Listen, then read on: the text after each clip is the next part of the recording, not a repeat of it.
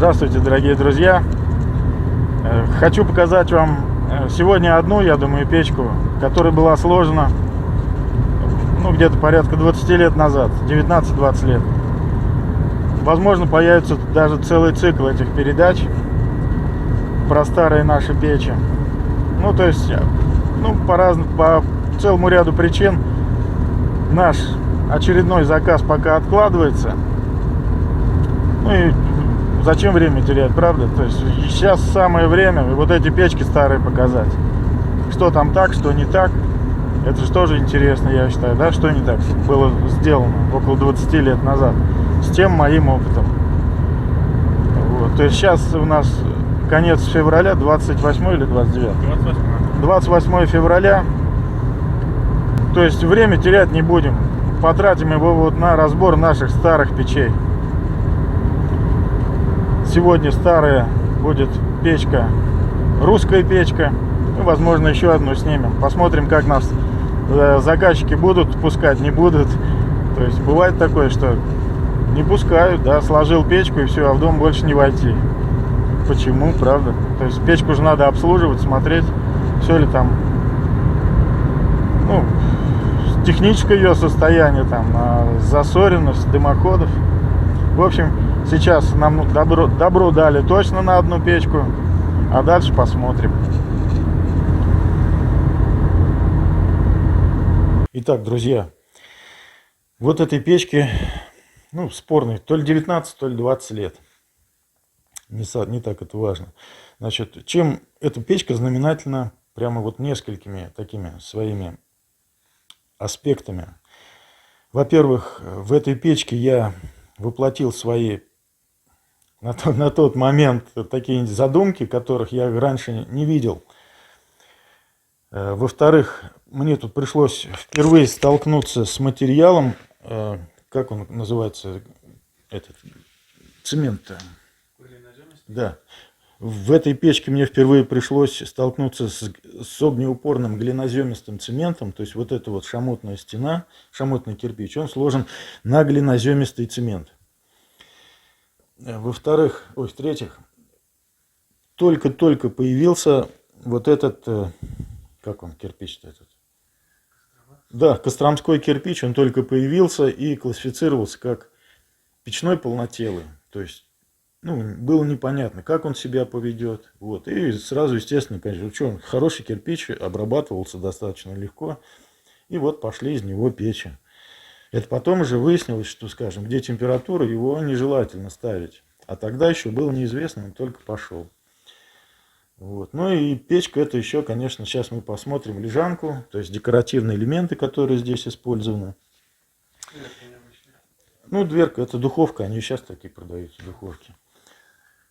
Да. Значит, это отопительно-варочная печка, то есть русская печь и отопительная печка. То есть здесь есть плита. Кстати, давай про плиту сразу начнем и закроем эту тему. Видите, плита нарощенная. То есть это стандартная плита двухкомфорочная. А вот этот вот участок мы нарастили. То есть к тому времени уже несколько у нас было подобных доработок. Это плита 10 мм толщиной. Это лист железа простой, тоже 10 мм толщиной. Только там снизу приварена полоска.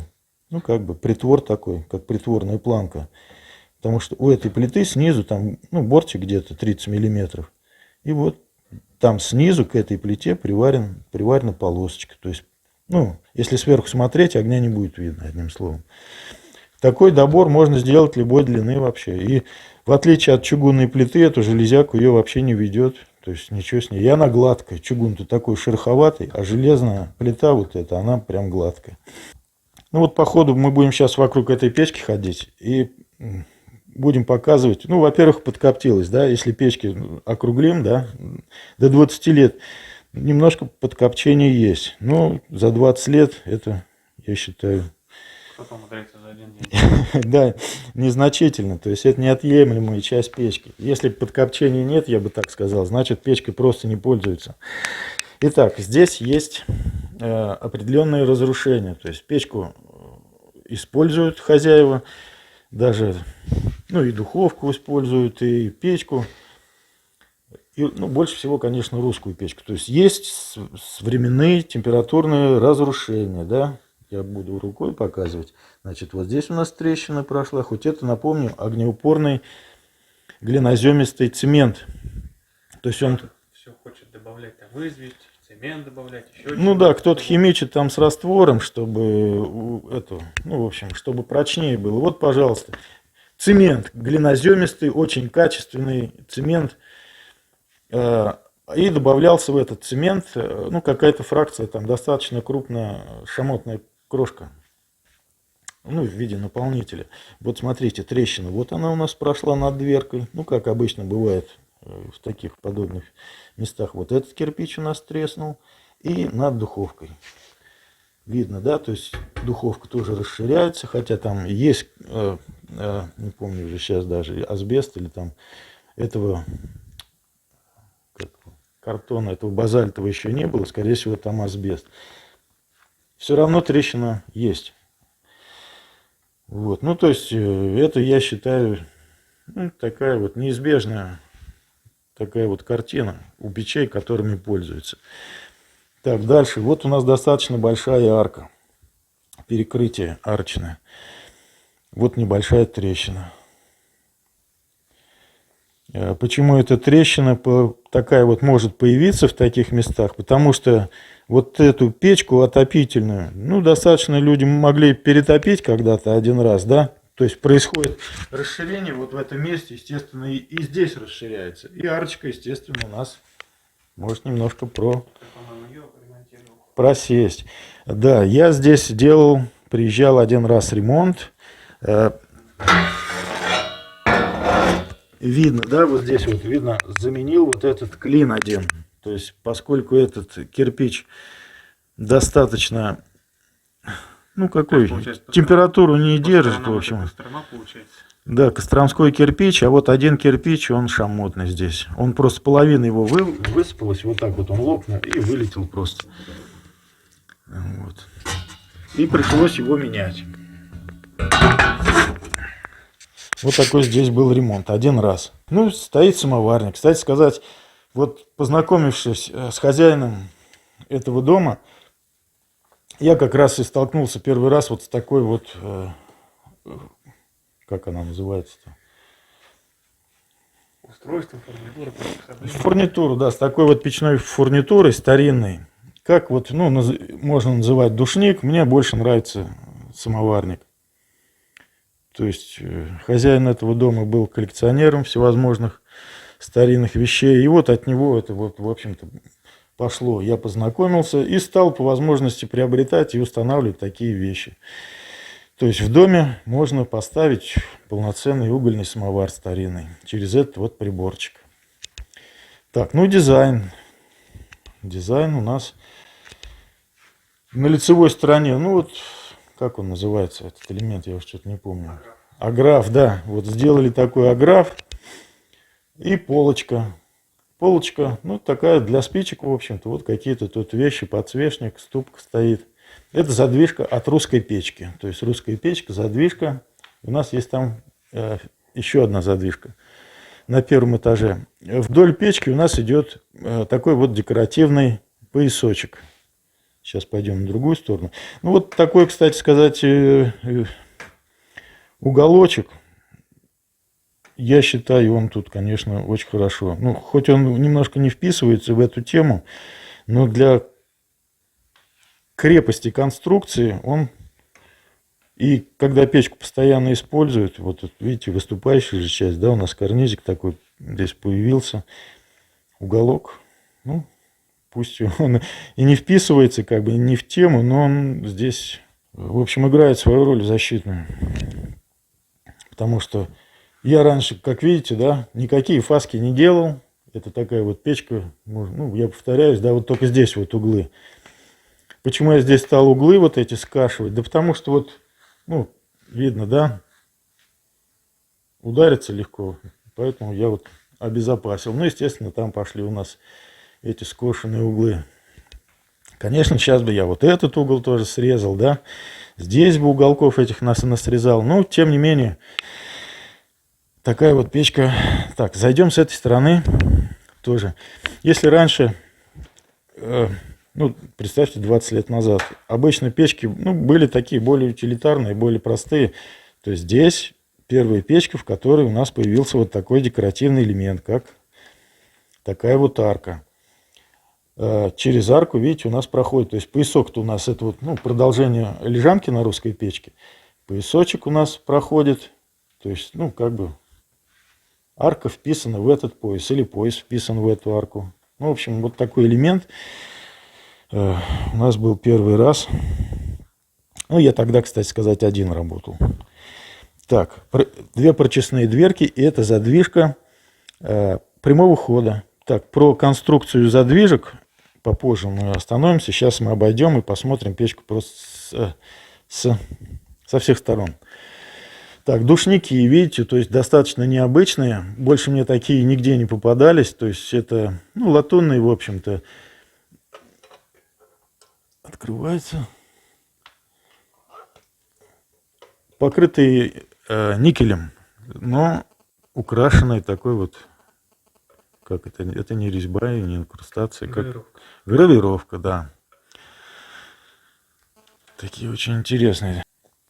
Так, и вот у нас финишная задвижка для этой печки. На втором этаже у нас есть еще одна задвижка, потому что труба идет там через спальню. На втором этаже еще одна финишная задвижка. Ну, здесь решили тоже сделать. Ну, чтобы на первом этаже закончить. Вот вид у нас из комнаты. То есть, смотрите, необычная конструкция лежанки. Угловая лежанка. Больше я, кстати сказать, нигде не делал такие лежанки. Заказчик так захотел. Не было пожеланий. Не было пожеланий, да. Здесь комната достаточно большая. То есть, есть лежанка на русской печке, но там она, чтобы спать, она, конечно, небольшая. А вот отапливаемая лежанка. Отапливаемая лежанка угловая. То есть можно и так лечь, и вдоль, и поперек. Прочистные дверки. То есть это лежанка. То есть оттуда прочистные дверки у нас есть. Отсюда дверка, отсюда. В общем, лежанка вся чистится. Так, и вот этот поясочек, да, видно, который у нас проходит через всю печку. Он, ну как, через всю печку, одним словом, идет. Там прерывается только на лицевой части. Вот здесь у нас печурки, традиционные печурки. И вот, ну это тоже давно было, смотрите, трещина, вот большая трещина. Именно по той же самой причине. Местный работник очень сильно натопил эту печку, и она тогда треснула. То есть, в общем-то, надо бы сделать косметический ремонт. Я думаю, когда-нибудь мы его сделаем. Так, ну вот... Лежанка у нас ничем. Ну, то есть можно же здесь было плиткой какой-то, да, сделать. Просто мы сделали фигурную кладку вот паркетиком таким. То есть высота канала в этой печке, перекрытие 3 ряда. Я часто смотрю вот в конструкциях, ну, в придовках, перекрытие всего 2 ряда. Ну, мне больше нравится 3 ряда, потому что 3 ряда тоже прогреется. Если 2 ряда, то нагревается вообще очень сильно. И дымоход там идет только в 2 ряда. То есть, ну, как положено, 2 ряда от пола, начинается дымоход, вот он в 2 ряда, 3 ряда перекрытия. Ну, вот можно обратить внимание, что печка такая пестроватая. Да, вот здесь тоже трещина, кстати, это вот, ну, перетоп, один такой был вот сильный перетоп русской печки. Ну, это тоже, как бы, косметический ремонт. Швы, кстати, можно посмотреть, да, то есть, ну, вот видно, что квалификация моя была не такая, как сейчас, и швы немножко отличаются по толщине, достаточно есть и большие. Ну, кстати сказать, и кирпич этот по размерам тоже играл там 2, по-моему, даже и 3 миллиметра кирпичи могли отличаться. Он только пошел, и партия была такая, скажем, не самая удачная. И то, можно сказать, драку собаку этот кирпич там на базе, ну, сложно было его достать там. Пришлось применять этому хозяину до этого дома свои связи, чтобы этот кирпич оттуда забрать. Так, печка пестроватая, видите, то есть так называемые высолы проступают кое-где, хотя когда... И печка при этом покрыта масляным составом для пропитки печей. То есть это вот тоже одна из ошибок, которые здесь. Ну, не ошибка, вот недосмотр просто-напросто. Когда мы печку эту сложили, вроде бы она просохла, простояла какое-то время, обработали ее от высолов, от этих, и печка стояла чистенькая у нас. Ну, поскольку здесь шли и остальные работы, то есть, ну, могли ее запросто запачкать чем-то, понимаете. И было решено, значит, покрыть ее. Мы покрыли, но оказалось, что печка не совсем просохла. И вот под покрытием уже стали появляться такие пятна. Сейчас мы покажем еще камин, который здесь сложен. Но сначала про русскую печку. Ну, с заказчиком это как бы люди уже просто привыкли. Но вы знаете, сейчас и кирпич ведь у нас идет, да, такой специально состаренный, специально покрашенный. То есть он идет со всевозможными разводами, пятнами. Так что в этом страшного ничего нет. Да, вот труба у нас высокая, через второй этаж идет достаточно высокий чердак. У нас стоит прочесная дверка. То есть вся сажа, которая, если возможно, упадет, она будет легко отсюда, ну, легко можно будет ее достать. Также поясочек у нас, видите, то есть, ну, окончание нашей печки тоже такой же поясочек повторяется, как и здесь. Так, ну вот про эти дверки и про душники. Почему они у нас здесь стали? Конечно, красота. То есть это один из факторов, это украшение печки. И еще одна из функций. То есть если печка топится, то есть если в печке нет сажи, то можно заставить эту печку отдавать тепло более эффективно. То есть вот у нас внизу прочесные отверстия. Можно открыть эти прочесные дверки, да и поддувальную дверку, и открыть вот эти душники. И тепло, знаете ведь, да, наверняка, когда печка истоплена только, у нее она прогревается изнутри, то есть снаружи она не сразу начнет отдавать тепло. А если открыть вот нижние дверки и вот эти душники, то тепло пойдет дома от внутренней поверхности печки. Но если печка засажена, то есть там сажа, она начнет сюда вылетать. Поэтому, ну, надо смотреть. Либо я предлагаю вообще топить, скажем, ольхой, да, от ольхи сажи практически нет. Ну, как вариант, при необходимости, вот это можно. То есть дом можно быстрее обогреть. Ну, конечно, красота. То есть это не отменялось. Так, ну вот большой тут, смотрите, обращу внимание сразу, достаточно высокие потолки. И насчет усадки, смотрите, проходит стена, да, она у нас чуть-чуть прям, было достаточно, тут я не помню даже сколько, какой высоты здесь у нас оставлялся зазор. Стена чуть-чуть не дошла, то есть по моим расчетам она должна, этот зазор быть намного больше. Поэтому в таких домах надо под такие вот, в общем, зазоры над печами надо оставлять гораздо больше. Недавно видел, там люди с бензопилой выпиливают балку, тоже поставили печку отопительную, каминная печь, по-моему. И люди выпиливали, потому что там уже, можно сказать, практически села, либо уже села. То есть прям вдоль кирпича вот. Такое бывает, да. У нас будет объект, я надеюсь, нам разрешат съемки в другом доме, и там на эту тему будут усадки деревянных конструкций над печами. Там будет о чем поговорить, посмотреть. Всем будет интересно. Так, что еще здесь, Дима? Да, ну вот тут, смотрите, поясочек. Вроде бы он простой, достаточно поясочек. А видите, уходит один.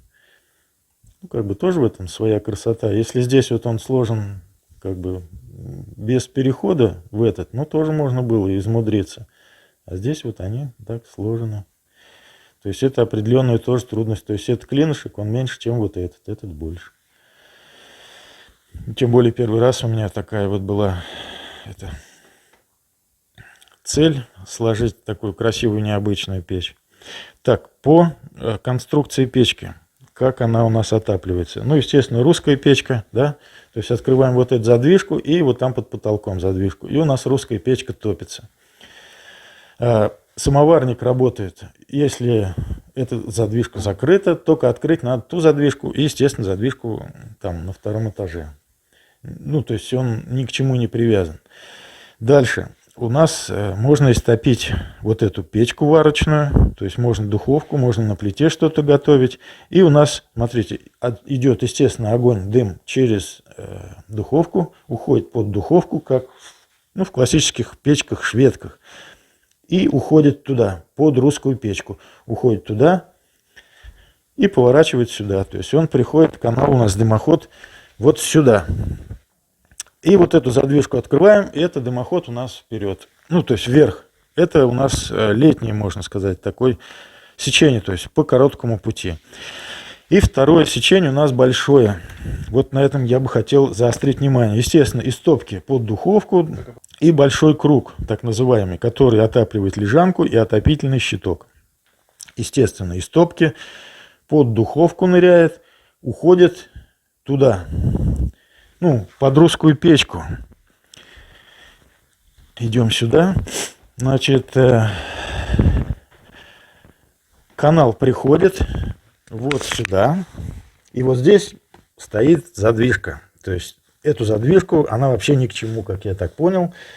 Но раньше, вот, ну, как бы, долго об этом, наверное, я не буду сейчас рассказывать. В общем, стоит вот здесь задвижка. Вот она, вот здесь. Ну, вроде как, если пускать по большому ходу, значит, ее открыть, маленький ход открыть, ту задвижку. Либо там закрыть, а здесь открыть. Но вот эта задвижка ни к чему, потому что дым у нас всегда идет по кратчайшему пути, понимаете? Эту задвижку можно вообще не закрывать. То есть, если открыта у нас задвижка прямого хода, то дым вот сюда никогда не пойдет. Он пойдет только там. То есть, достаточно вот запускать большой ход задвижкой малого вот этого, ну, прямого хода, так скажем. Итак, у нас приходит сюда дым, горячие газы, и здесь идут, расходятся в два канала. В два канала. Также они здесь разворачиваются, в два канала идут сюда. Здесь уже вот соединяется в один канал, вот сюда. Вот это первый подъемный канал. То есть отсюда пошло вверх, из-за чего у нас получилась ниша. То есть вот здесь, если у нас пятерик, он вот так вот находится, да, понятно, вот так вот пятерик, канал идет вот, вот он, кирпич. То есть здесь у нас кирпич просто разворачивается, то есть он у нас вот в этом же сечении, то есть он развернулся только вот так, этот пятерик. И за счет того, что мы развернули этот дымоход, у нас появилась ниша.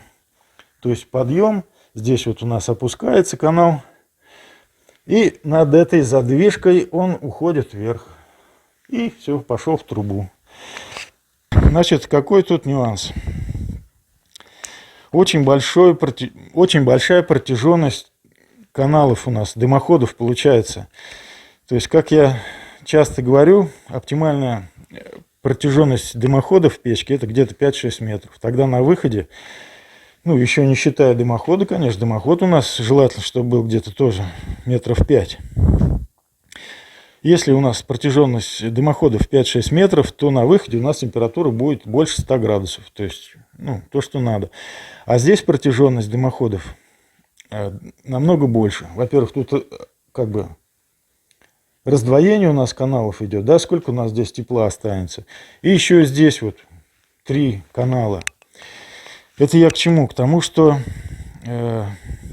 чтобы разогнать вот эту печку, надо использовать задвижку летнего хода. То есть оставлять там, ну, так называемый байпас или прогар, то есть не задвигать задвижку до конца. Тем самым у нас основной этот дым здесь пойдет, но оттуда будет еще подогреваться он перед тем, как уйти в трубу, понимаете?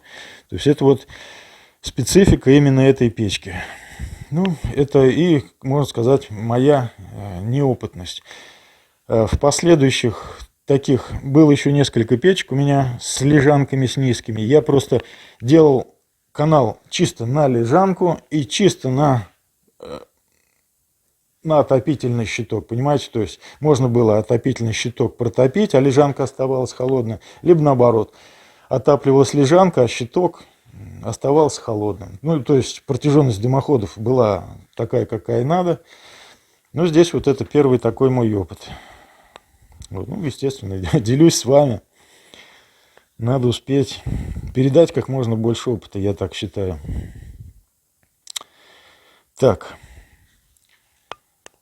Что еще по этой печке? Да, раствор здесь глина, самая, ну, из земли, короче, копанная. Здесь, кстати, недалеко, как я пока работал в этом селе. Оказывается, здесь давно при советской власти был кирпичный завод. А? Что? Нет, при советской власти. То есть при советской власти, да, был кирпичный завод, потом он, а может и при царе. Что-то я не помню. Короче, был кирпичный завод, сейчас его уже нет, и на то время уже не было. Ну и там ямы, в общем, карьеры какие-то. Глина здесь хорошая, то есть глинистая почва, и глину я здесь недалеко прям брал, вот, ну, на выезде из села. Вот, то есть это обычная красная глина. Кстати, вот если ремонтировать, ее еще на... А, ну здесь же ее и копать придется. Так, что еще по этой печке? Вроде бы все по этой печке.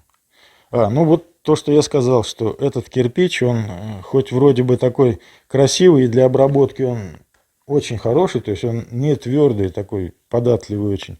Но где температура, этот кирпич костромской, он, ну, не стоит, он разрушается, если вот где-то близко к топке. Можно, кстати, показать, пойдем. А вот тут... Сколько кирпича и сколько стоит? Да. Так, ну вот обычные явления, да, у нас какие-то журналы. Вот смотрите, вот он, этот костромской кирпич. Видите, он разрушается, и вот он разрушается.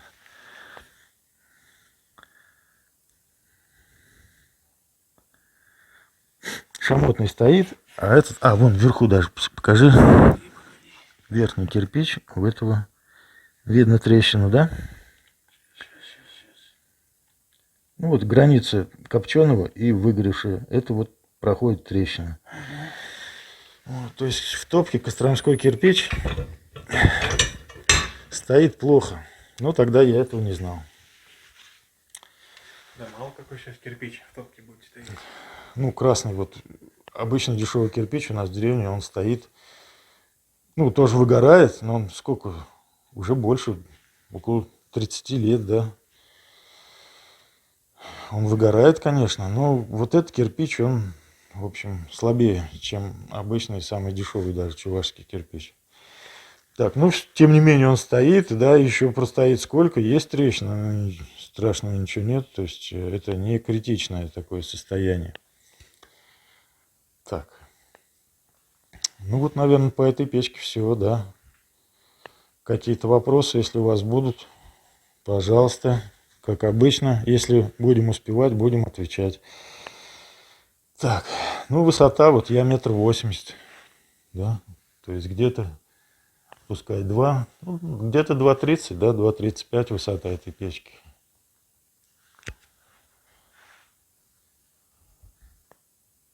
Так, ну наверняка что-то я забыл по этой печке. Ну вы же, да, спросите и почитайте комментарии, кому будет интересно. Что?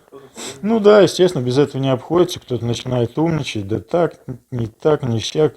20 лет назад, я считаю, и дизайн вполне современный, и сохран печки, то есть ее использовать, и тем более были случаи, да, такого неаккуратного использования.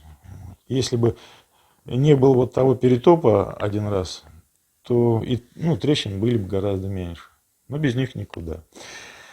Так, ну что, мы отдельный ролик про камин будем или в один включим? Давайте, наверное, в один включим, да, покажем вам камин. Итак, друзья, в этом же доме в соседней комнате находится вот такой камин. Ну, естественно, этот камин сложил я. То есть после русской печки перебрался просто в другую комнату. И здесь тоже можно видеть, что высылы здесь тоже присутствуют. Ну вот, это тоже опыт. То есть прежде чем покрывать, в частности вот этот кирпич, надо его хорошенько просушить. Так, ну здесь какие особенности? Ну, во-первых, немножко, ну, асимметрия у нас тут видно, да, то есть основание камина у нас как бы состоит из двух таких вот закругленных ступенек. Модерн.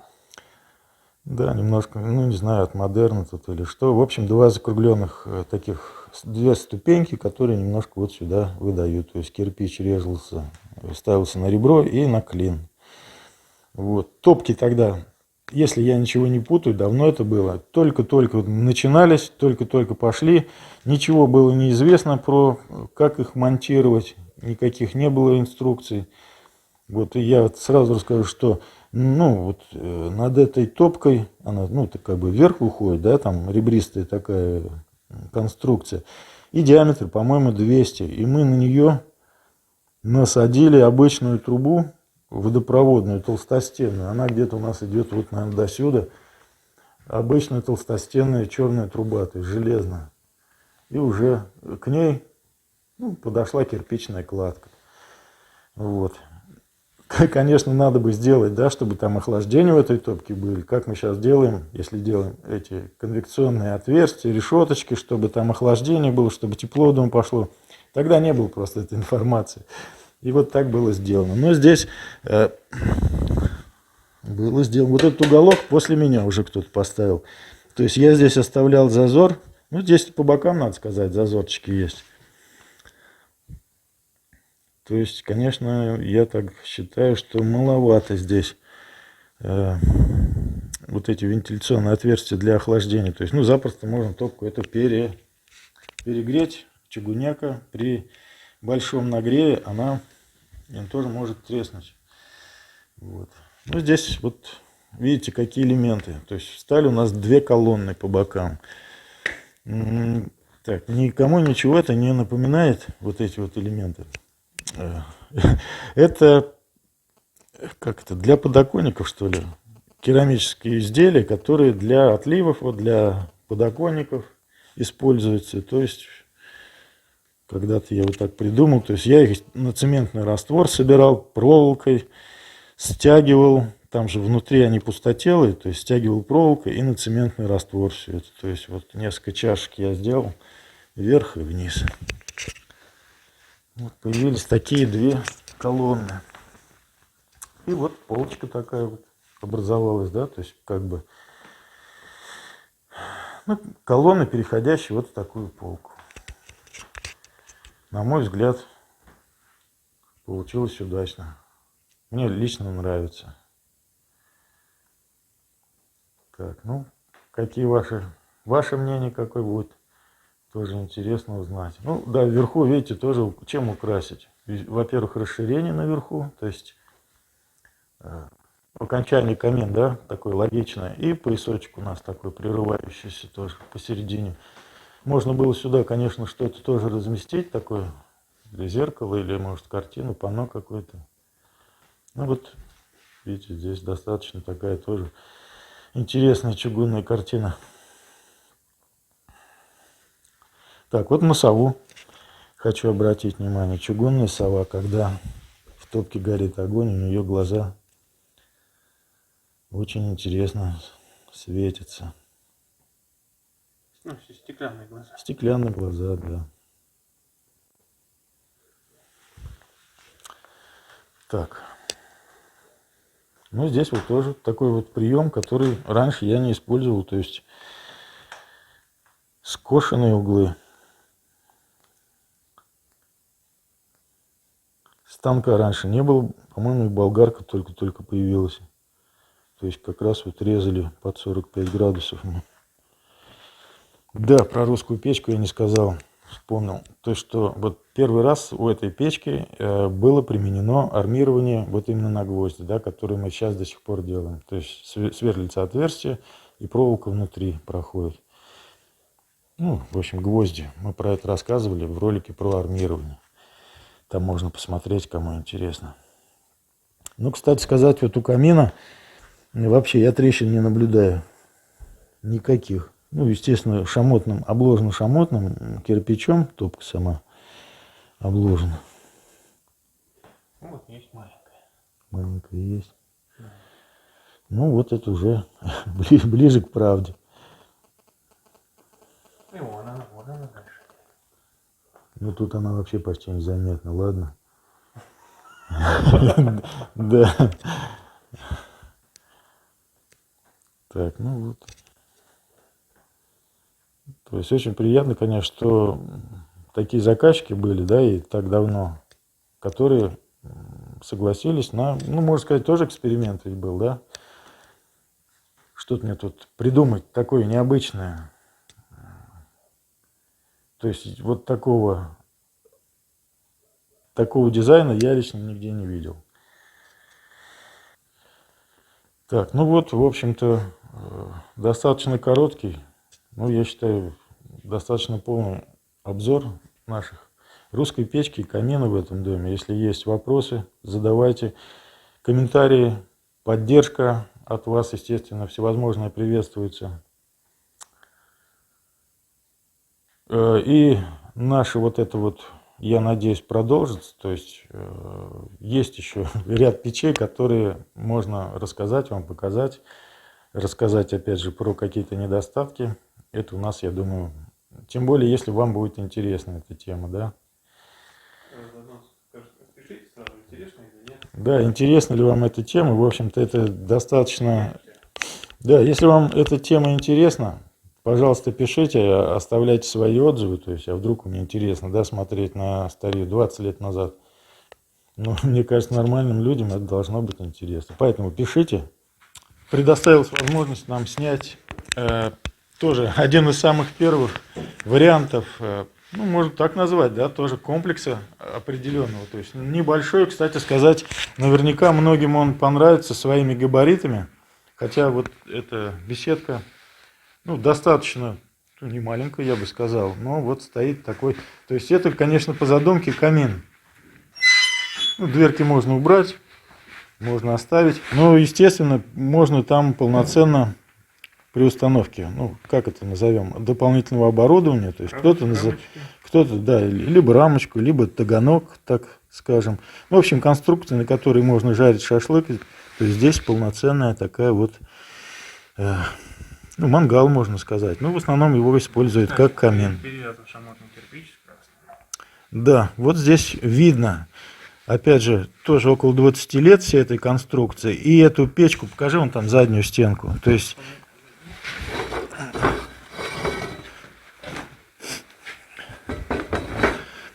топит этот камин. Ну, во всяком случае, раньше топили очень активно. И он, ну, вот, днями бывает, да, бывало, что и не затухал. То есть целыми днями его топили. Это вот видно, что кирпич шамотный, в общем-то, весь целый, только выкрашился раствор.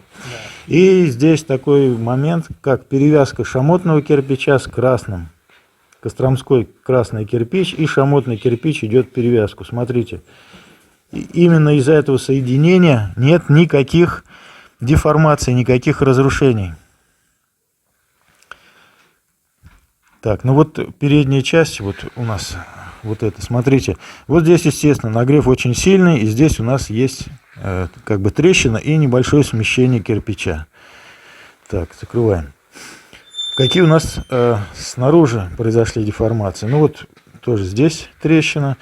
Причем все вот эти трещины при небольшом косметическом ремонте они уйдут. И вряд ли кто-то скажет, что они вообще были. 20 лет активной эксплуатации. Ну вот, вот эта вот плита для приготовления пищи, она у нас, конечно, тут пострадала значительно больше. По одной простой причине, что мужики, которые здесь работали, ну и время от времени, опять же, приезжают, да, какие-то работы делать, они все готовят именно здесь и вот на этой плите. То есть, ну сколько? Это мужики встают, они, значит, и сразу кто-то встает к плите, да. То есть целый день она тоже, эта плита, она горячая. Здесь варят на обед в основном и на ужин. И вот какие у нас тут тоже, ну, разрушения, какие деформации. Пошли трещины, плита. Давай плиту вот поближе. Вот здесь вот видно, что, да, трещина. Вот в холодном виде ее не видно, но если растопить печку, то... Ну и как съел ее вообще-то. Да, ну да, ее готовят же, да, тут как, ну, убегают какие-то соленые эти вещи. То есть плита в раковинах. Как будто в земле. Очень сильно она, да, коррозировала. Как ни странно, постоянно готовят, стенка достаточно чистая. Она покрыта тоже этим масляным составом. Не видно просто. Да, вот масляный состав позволяет скрыть вот эти жировые пятна. И вот передняя часть. Видно, да, то есть какие здесь трещины. То есть клиновой кирпич треснул. Вот так, внутри. Внутри. Ну, внутри. Кстати, вот здесь внизу, вот в нижней части, поскольку она шла под отделку камнем, видно, да, камень тут у нас фрагментами используется для отделки. Здесь использован не костромской кирпич, а чувашский, то есть дешевый кирпич. И он вот в этой топке, и, ну, конечно, он выгорел, какие-то кусочки откололись, но достаточно себя здесь хорошо он показал. То есть вот с этой стороны, да. Вот здесь, кстати, футировка отделена от основного массива, видно? Вот, ну, то есть вот этот недорогой чувашский кирпич значительно лучше, чем костромской. И опять же, сколько лет постоянного, ну как, постоянной эксплуатации. Так, заднюю часть давай покажем, что сзади. Ну, сзади простая стенка. Вот, опять же, видите, чашечка осталась у нас одна от камина. И я с запасом делал, то есть решили ее не выкидывать, а сделать полку. Да, и вот от дымохода идет трещина, то есть из печки вот этой вот от плиты, от варочной печки пошла трещина.